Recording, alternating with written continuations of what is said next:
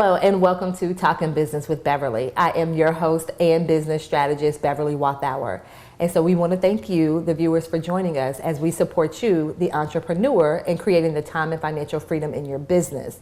And so we do this by not only addressing your business needs, but also your physical, mental, emotional, spiritual, and financial needs as well. And now join me in welcoming Chantelle Bittings to the show. Hello, Chantelle. How are you? Oh, great, Beverly. Thank you for having me. You're welcome. And so I have Chantelle on with us. She's a therapist. And so we're just going to talk about her journey, her entrepreneurial journey, because everyone's story is so different. And so we're going to spend some time just talking about your journey. But before we dive into that conversation, I love playing this game with my viewers or with my guests, where I actually ask you, just 3 random questions about yourself. So Chantelle, are you game to play the game? Absolutely. Awesome. Okay, Chantelle, what is your favorite TV show? My favorite TV show right now it is This Is Us. Ah, I like that show. Yes. And so I'm getting ready to ask the therapist this question, so you guys lean in. What is your favorite way to relax? My favorite way to relax would have to be sitting on the beach with a book. Oh, I love it. I love it. I love it. And speaking of, what is your favorite book? My favorite book right now is Becoming by our forever First Lady. Awesome. Oh, that's an amazing book. So Chantelle, we're just going to talk about your entrepreneurial journey. So just tell the viewers just a little bit about yourself. Well, my name is Chantelle Bittings. I'm a licensed clinical professional counselor in the state of Illinois. I am in private practice, so I provide individual, family, group counseling, premarital counseling, marital counseling, and to a variety of clientele. I really enjoy what I do, and I love the opportunity to help others. Awesome. So kind of tell us, how did you go into, having your own private practice? Okay, so I think that ideally in the back of my mind, I always thought that that's what I wanted to do. I grew up watching TV shows where I know one in particular where the dad had an office in the kind of in the back of the house in the garage. And I always thought that would be so cool. I wasn't really all that hip to having it at my house, but I definitely knew that is helping people in that way is what I wanted to do. Awesome, awesome. And so, I love to have this conversation with entrepreneurs so they can kind of share I always say, like, the good, the bad, and the ugly. Yes. So for you, what were some of the challenges that you had when you first got started with your business? I think with any business, the challenge is really figuring out who you are, what you want your brand to be, how you want your business to be marketed, what you want it to look like, and just finding your niche in what you do.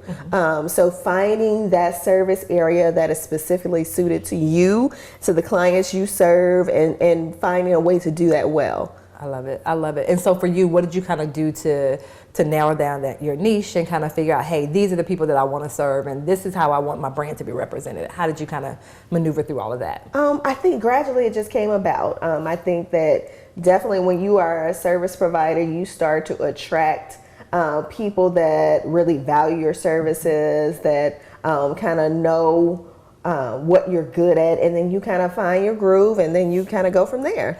And so that was one key piece, because I feel like sometimes as entrepreneurs, we figure we have to have it all figured out. Yes. And you said, no, it was a gradual process for you. Absolutely, a gradual process for me. When I did my training, when I started off in community mental health services. So I saw everybody. Gradually, I was able to narrow that down, where I started working specifically with children and families.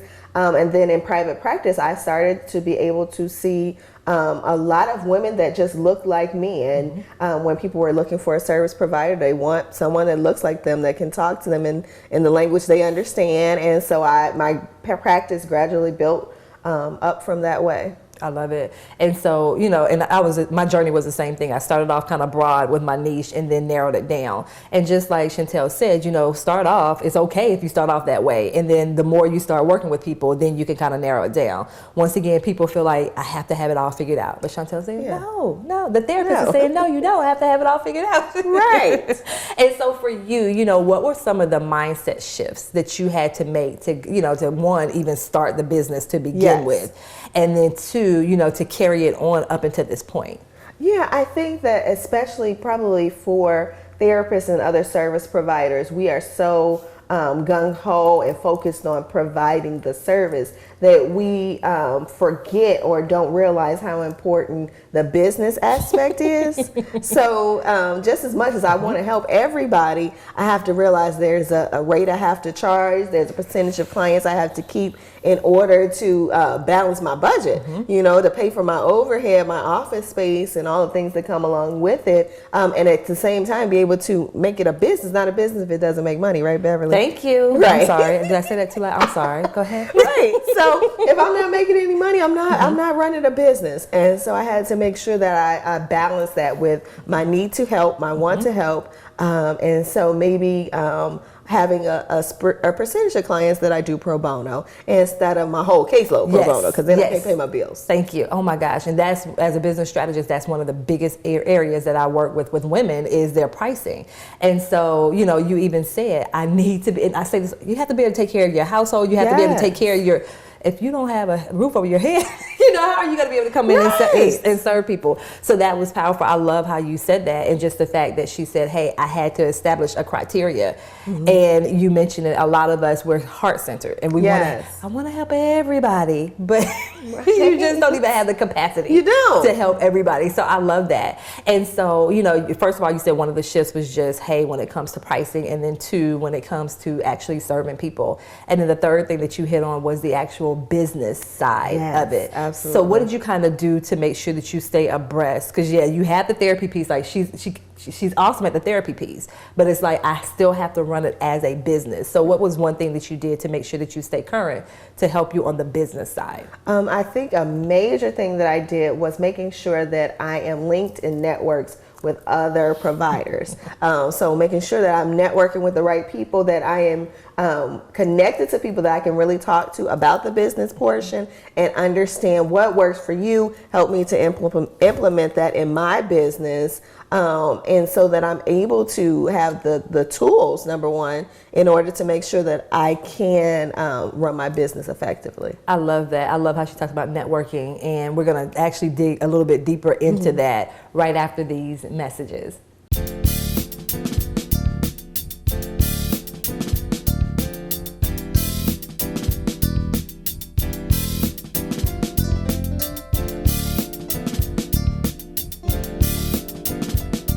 Hello and welcome back to Talking Business with Beverly. So we've been having a conversation with Chantelle, and she's just been talking to us about her entrepreneurial journey. And so before the break, you mentioned networking. And so for you, I definitely want to talk about how to do that effectively, because there's a right and a wrong way to do it. Yes. But also another key thing that you kind of touched on was the fact that you tapped into other people that did what you do to build that network. So you weren't worried about competition or any of that stuff? Absolutely not. I think that we get a little caught up in that whole competition aspect, and there are definitely people that are stuck on, I can't tell you what I'm doing because I don't want you to take my clients. But what I've learned a long time ago is that there are plenty of people out there.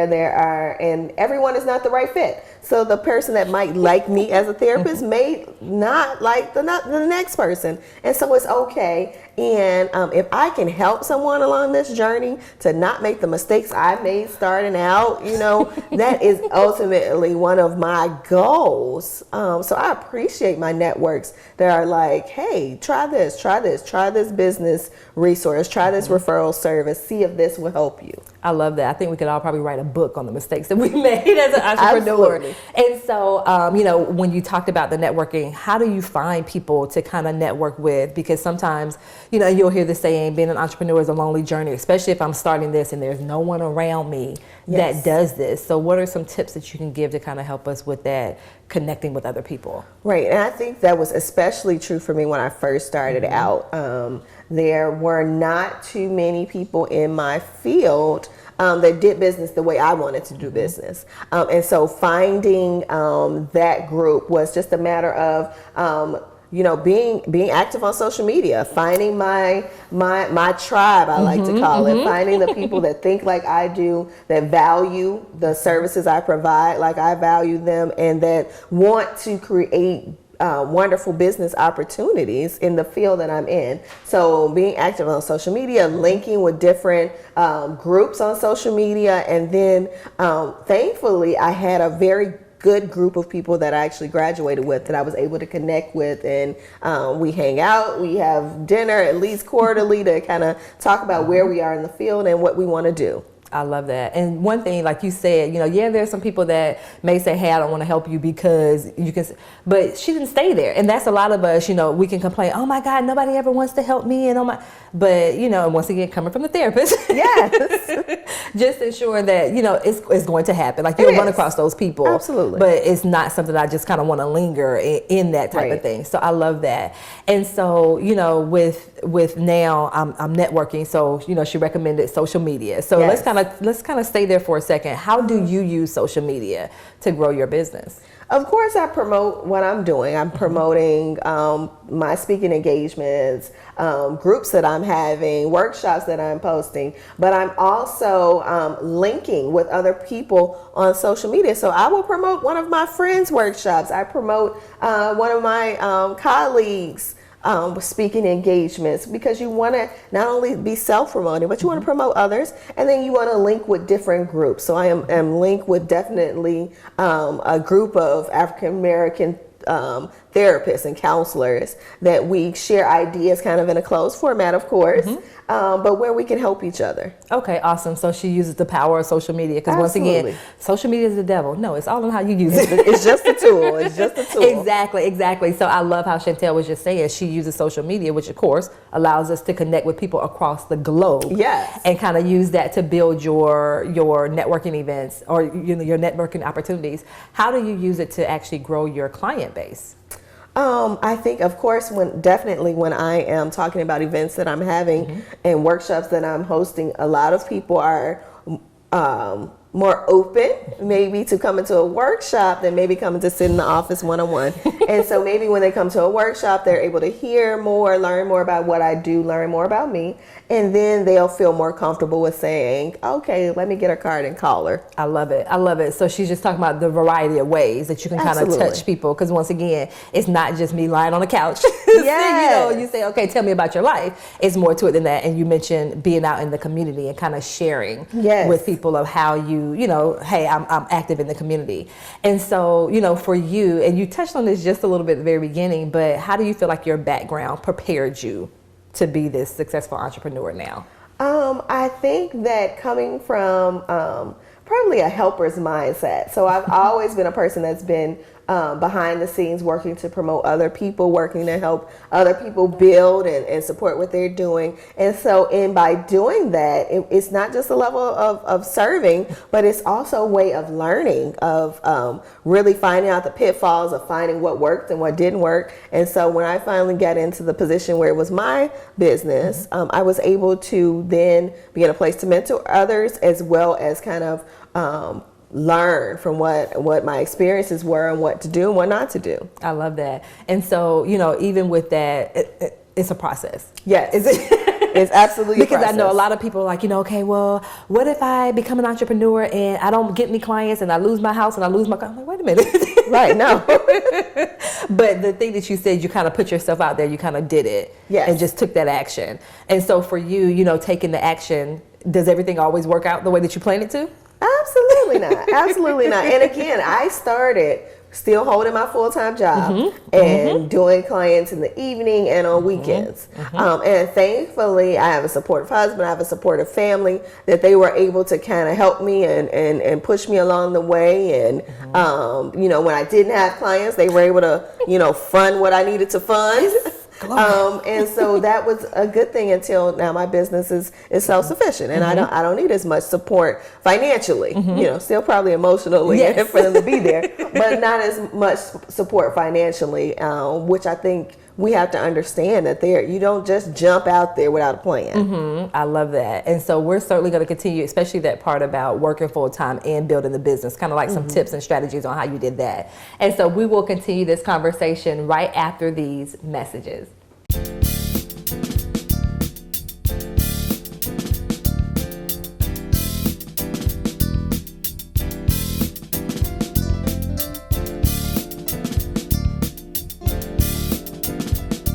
Hello and welcome back to Talking Business with Beverly. And so we're having a conversation with Chantelle. And so right before the break, she was talking about the fact that when she started her business, when she first started, she was still working full time and she was building the business. Raise your hand if you can relate to that.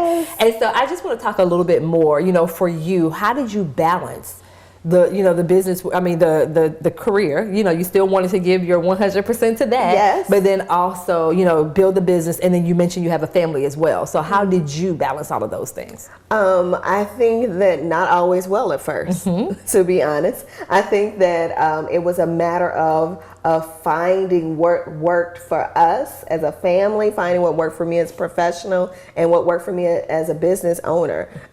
So, you can get out there and start setting, like, I'm going to work 2 days a week or 3 days a week in my business. Because you can't be a full-time employee, a full-time mom, full-time wife, and a full-time business owner and think that everything is just going to stay running smoothly. So finding what worked and that balance. I love that tip. Once again, just do something. Even if she said, hey, let's set a schedule on this day, this day, this day, I'll work on the business. So that way you're at least doing something to kind of push the business along.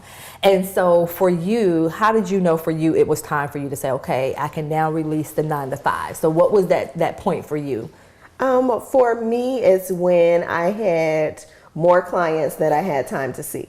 And so I think a big worry, especially for an entrepreneur when you're starting off, is that what if I get out here, I lease this space for office time, and then I don't have anybody showing up, and I'm just sitting here by myself paying for this big space, looking at myself in the mirror, like, right? I'm counseling myself. I counseling myself, absolutely. So when I had more clients than I had time to see, then I was like, okay, and then when I had built up enough cushion, because I think it's a huge change for some people to realize that every 2-week check, that direct deposit that hits every other Friday, is very different from the entrepreneur's paycheck. Yes.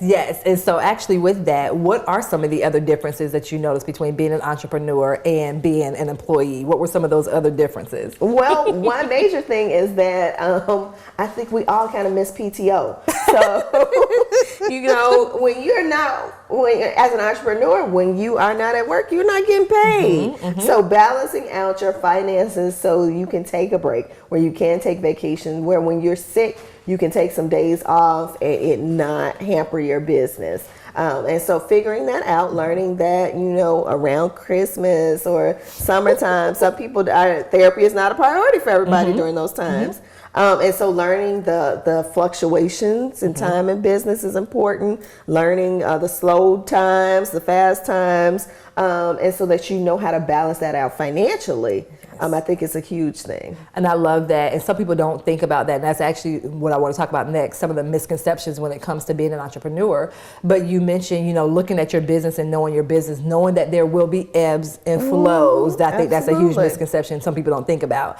And so, do you have any tips for those people? You kind of touched on it just a little bit, when they are in that kind of downtime. You mentioned in therapy, the summertime may not be, it's not on and popping, like it may be at other times of the year. So do you have other things in place that you put in to kind of, make up for that revenue that may be lost, or how do you work through that? Yeah, I think that a big part is understanding that this too will pass, just like everything else, and that so maybe you want to cushion it with some workshops or some speaking engagements or some products that you have that kind of provide a good cushion for your slow times, your down times, and understand that when you have them, now I've learned to kind of enjoy the slower times.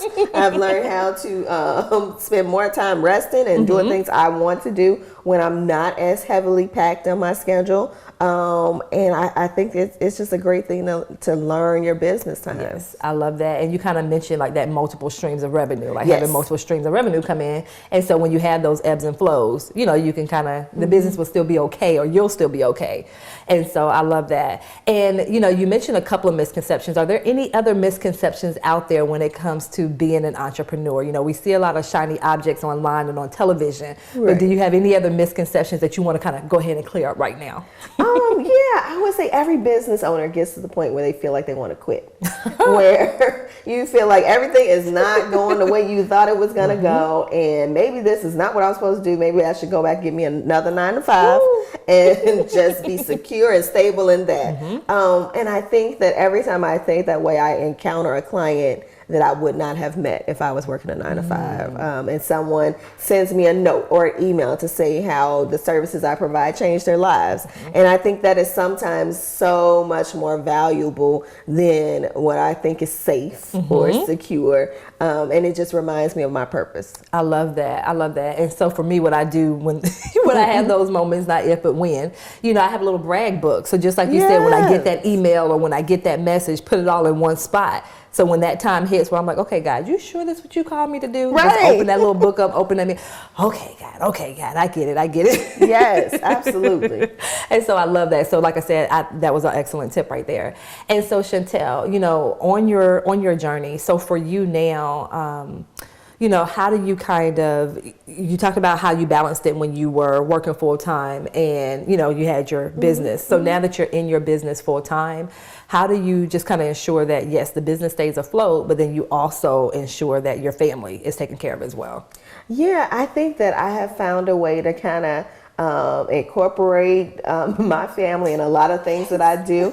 So building space in for them, having those boundaries are important, that I know that sometimes time has to be strictly family time. There has to be not time on my laptop, I'm trying to work, I'm taking calls, but it has to be time that's strictly family time. But there are other things where I can say, okay, mom has to work this morning, you guys come along, hang out, but then after that we can go to the movies or we can hang out and do other stuff after that. I love that. And how she kind of said, I have to kind of restrict myself. Like I can't answer the call. I can't, you know, the email pops in at 10 o'clock. Okay, it's okay if I don't respond to it. Exactly. So it's okay. It's okay. all right. I love that. And so Chantelle, this has been a very powerful conversation. Once again, just allowing other people to see your journey as an entrepreneur. So where can my viewers find out more information about you? What is your email and website? Wonderful. Well, I would love to connect with you. Please find me on my website at www.cbittingstherapy.com. That is www.c, B as in boy, ITTINGS therapy.com. Also connect with me on social media. On Instagram, I'm at cbittingstherapy.com. And on Facebook, you can find me at Chantelle Bittings Therapy Services. I look forward to connecting with you. Awesome. Thank you so much, Chantelle, for joining us. Thank you. You're welcome. And so I also want to thank you as well, the viewers, for watching. And so remember, as entrepreneurs, you can certainly create that time and financial freedom in your business. And you can do this by not only addressing your business needs, but also your physical, mental, emotional, spiritual, and financial needs as well. Until next time, take care.